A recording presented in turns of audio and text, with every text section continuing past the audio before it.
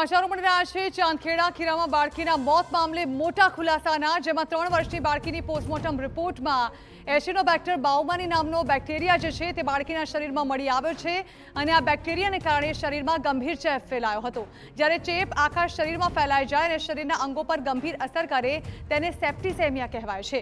આ ગંભીર ચેપના કારણે બાળકનું હૃદય અને શ્વાસ પ્રણાલીનું કામ બંધ થવા લાગ્યું।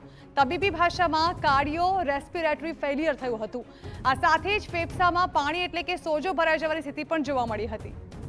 આ અંગે વધુ માહિતી સંવાદદાતા મિહિર સોની પાસેથી મેળવીએ। મિહિર, આખરે હવે પોસ્ટમોર્ટમ રિપોર્ટમાં ડોક્ટરે જે કારણ બતાવ્યું છે જાણવા માંગીશું, શું સામે આવ્યું છે આ પોસ્ટમોર્ટમ રિપોર્ટમાં?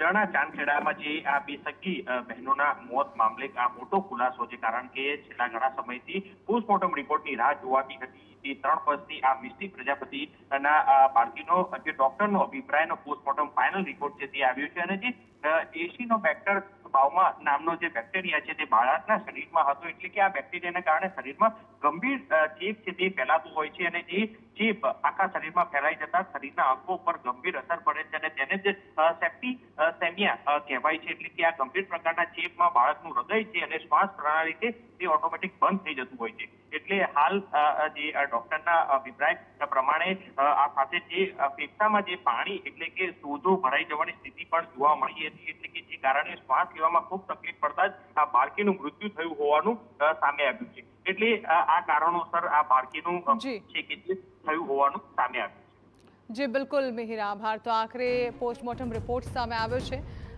જે બેક્ટેરિયા મળી આવ્યો છે, હવે તેને લઈને સવાલ એ છે કે ખરેખર તે ઢોસાના ખીરામાં હતો કે પછી કોઈ અન્ય કારણ છે।